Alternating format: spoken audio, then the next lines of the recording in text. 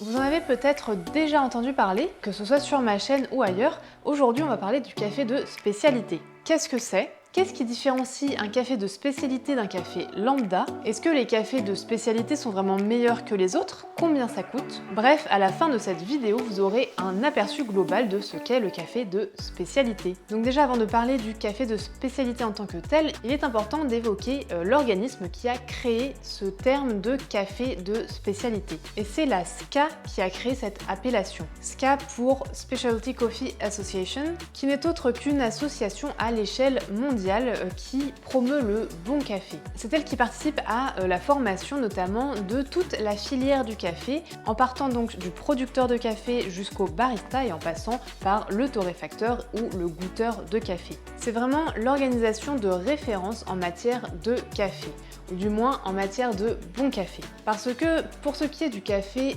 industriel, donc que vous pouvez notamment acheter en grande distribution ou dans les boutiques de Georges Clooney, la SCA n'intervient, je crois, à aucun niveau. Peut-être que certaines personnes qui travaillent chez Nespresso ou d'autres grandes marques de café industriel ont été diplômés par la SCA, comme par exemple certains goûteurs de café, mais il y a peu de chances que ces goûteurs justement puissent mettre une note suffisamment importante à un des cafés industriels pour que celui-ci soit considéré comme café de spécialité. Surtout qu'il y a également d'autres critères à prendre en compte que nous allons voir dans cette vidéo. D'ailleurs, revenons au café de spécialité. Donc il y a une histoire de notation. Les meilleurs cafés du monde vont être goûtés par des goûteurs de café professionnels, c'est vraiment comme ça qu'on les appelle. Donc ces personnes ont suivi vraiment une formation dédiée pour apprendre à déguster le café, un peu comme le sommelier le ferait avec le vin. Ces goûteurs que l'on appelle Q-Grader, ces goûteurs de café ont le statut de Q-Grader grâce notamment à des examens qu'ils ont passés qui certifient qu'ils ont la capacité de noter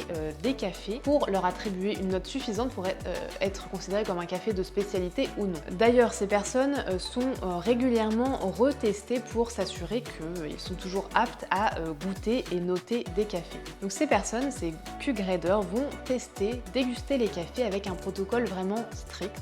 Donc notamment, il faut toujours la même quantité, enfin le même ratio au café. Il y a vraiment des étapes clés à suivre et même la pièce dans laquelle on goûte le café doit respecter certaines normes, au niveau par exemple de la luminosité. Bref, c'est vraiment quelque chose de très cadré. Donc les Q-Graders vont devoir noter les cafés en se basant sur différents critères et en suivant une grille de notation. Les cafés sont notés sur une base de 100 points, mais comme on ne s'embête pas à tester n'importe quel café, des cafés de mauvaise qualité ou qui ne suivent pas certains critères que nous allons voir juste après, la grille de notation ne permet pas de mettre une note inférieure à 6. Donc les cafés qui vont être notés par des Q-Graders ont forcément une note de 60 minimum, mais pour être considéré comme un café de spécialité, donc vraiment un café haut de gamme, la note doit être de minimum 80 sur 100. Entre 80 et 84,99, le café est considéré comme très bon. À partir de 85 et jusqu'à 89,99, le café est considéré comme excellent. Et entre 90 et 100, le café est tout simplement considéré comme un grand cru, avec la mention donc exceptionnelle. Mais attention, puisque certains professionnels du café considèrent tout de même qu'un café est un grand cru à partir d'une note de 88. J'ai écrit un article entier dédié à la dégustation du café sur mon blog, donc si ça vous intéresse, je vous mets le lien juste en description et je ferai prochainement une vidéo dédiée sur la chaîne sur la dégustation du café. Mais donc comme je vous l'ai dit juste avant, on ne va pas tester n'importe quel café pour lui attribuer ou non le titre de café de spécialité. Il y a certains critères que le café doit suivre en amont en fait de la dégustation, notamment donc la traçabilité. La première chose inhérente en fait au café de spécialité, c'est vraiment sa traçabilité, ce qui est vraiment loin d'être le cas de la plupart des cafés industriels. Sur les paquets de café que vous pouvez acheter, il y a certaines informations qui vont être données ou non. Généralement déjà, il y a inscrit sur le paquet si le café c'est du 100% Arabica, qui en passant n'est pas synonyme de qualité, comme vous l'aurez peut-être déjà compris. Vous avez également généralement la région du monde d'où le café provient, donc le ou les pays, et c'est globalement tout ce que vous allez trouver sur la majorité des paquets de café que vous trouvez en grande distribution par exemple. Au contraire, pour les cafés de spécialité, vous avez normalement beaucoup plus d'informations qui vont être écrites sur votre paquet de café. Donc vous avez la provenance, la région du monde, le pays, mais aussi vous pouvez avoir la région dans le pays, la région de la plantation, voire même le nom de la plantation du café. On vous donne également le nom de la variété du café. Puisqu'il existe en effet différents types de café, vous avez déjà deux espèces majoritaires, donc l'arabica ou le robusta. Donc en France, on va trouver beaucoup d'arabica, hein. Et dans cette branche donc d'arabica, il va y avoir une multitude de variétés de café. Donc ça, c'est vraiment quelque chose qui n'est, je crois, jamais indiqué sur les paquets que vous pouvez trouver en grande surface, ou même chez Nespresso, il n'y a jamais écrit la variété de café, il ne me semble pas. Et donc sur les cafés de spécialité, sur les paquets de café, vous allez forcément avoir la variété de café. À savoir que chaque variété de café va avoir des caractéristiques gustatives précises qui vont elles-mêmes être un petit peu transformées en fonction du terroir, donc de la terre sur lequel le café a poussé, de son altitude également, et de la façon dont le café a été traité après récolte. Donc tout ça, c'est vraiment important lorsqu'on s'intéresse un petit peu plus au café, et c'est vraiment des éléments qui vont pas du tout être indiqués sur des cafés de paquets industriels, alors que pour le café de spécialité, c'est vraiment monnaie courante. Je sais pas si c'est obligé d'avoir toutes ces informations, mais en tout cas on le trouve vraiment beaucoup. Bon, après, pour vous qui peut-être débutez un petit peu dans le monde du café, ça peut vous paraître un petit peu flou, mais je vous assure qu'au fil du temps, quand vous allez goûter différents cafés, vous allez avoir des préférences en fonction de certaines régions de certains pays, hein, et aussi de certaines variétés. Donc c'est intéressant d'avoir toutes ces informations vraiment quand on commence de plus en plus à s'intéresser au café. Ça vous permet tout simplement de savoir mieux choisir vos cafés pour apprécier davantage toutes vos tasses de café. Bref, tout ça pour dire que lorsqu'il s'agit de café de spécialité, vous avez vraiment beaucoup d'informations sur les cafés que vous buvez. Ce qui n'est clairement pas le cas de la plupart des autres cafés. D'ailleurs, il me semble que certaines marques de café, donc beaucoup plus bas de gamme, ne mettent même pas la provenance du café. Il me semble que j'avais vu ça une fois sur un café Eco Plus ou un truc comme ça, il est marqué juste Robusta, et je crois qu'il n'y avait même pas d'origine en fait. Pour être considéré comme un café de spécialité, le café ne doit pas avoir de défaut majeur. Lorsque l'on prend un échantillon de café, donc le café qui est vert à ce moment-là, hein, lorsque l'on va inspecter les grains de café, donc on prend un échantillon de 300 g de café, et dans cet échantillon, il ne doit pas y avoir trop de défauts. Donc déjà, il faut savoir qu'il y a deux types de défauts, donc il va y avoir les défauts mineurs et les défauts majeurs, on va dire ça comme ça. Donc vous avez les défauts qui sont moins graves, on peut en avoir 5 dans l'échantillon de 300 g.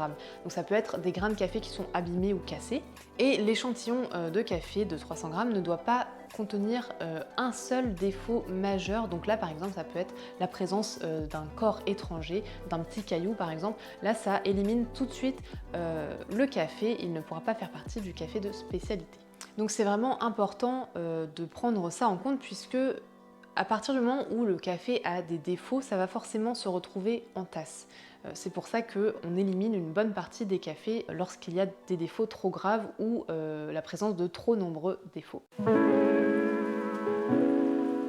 Globalement, la SCA, donc on a vu au début de la vidéo, veut valoriser au maximum les métiers du café, que ce soit de la plantation jusqu'à la tasse. Il faut dire qu'aujourd'hui, la plupart des personnes qui produisent du café, donc qui ont une plantation de café, ne rentrent pas dans leurs frais. Ils vendent vraiment leur récolte à perte, donc ça c'est quand même dingue. Oui, puisque si vous achetez du café en grande distribution, logiquement il y a de grandes chances pour que ce café ait été acheté en suivant les cours de bourse du café. Et malheureusement, dans la plupart des cas, le producteur de café vend son café moins cher que ce que ça lui aura coûté pour le produire. Donc ça, c'est vraiment un problème dans le monde du café, mais pas seulement en fait, hein, dans beaucoup de domaines d'activité agricole, c'est un petit peu ce cas-là, ce qui est quand même inquiétant, hein. Ça, j'en parle donc pour ce qui est du café, évidemment, hein, j'en parle dans cette vidéo, donc si ça vous intéresse, n'hésitez pas à jeter un œil. Donc la SCA, elle veut participer à changer ça et à vraiment valoriser le travail du producteur. Et c'est pour ça que les cafés de spécialité ne suivent pas un cours de bourse, mais sont achetés à des prix vraiment justes. Et ce, dans le but que les producteurs puissent vivre tout simplement de leur récolte et non pas survivre. Conclusion, si vous aimez le café et que vous souhaitez également consommer mieux, que ce soit pour vous gustativement parlant, mais également pour tous les acteurs de la chaîne du café qui vous auront permis de boire un excellent café, eh bien je vous invite vivement à vous tourner vers du café de spécialité. Donc oui, globalement, le café de spécialité va être plus cher que du café industriel, encore que Nespresso, c'est quand même assez cher par rapport à ce que c'est, mais du coup, vous savez quelles en sont les raisons, pourquoi le café là va être plus cher qu'un café de grande distribution. Pour ma part, j'ai fait le choix de consommer du café de meilleure qualité, donc la plupart du temps c'est vraiment du café de spécialité, et en parallèle de consommer le café de manière raisonnée. Avant, ça pouvait m'arriver de consommer jusqu'à 5-6 cafés par jour.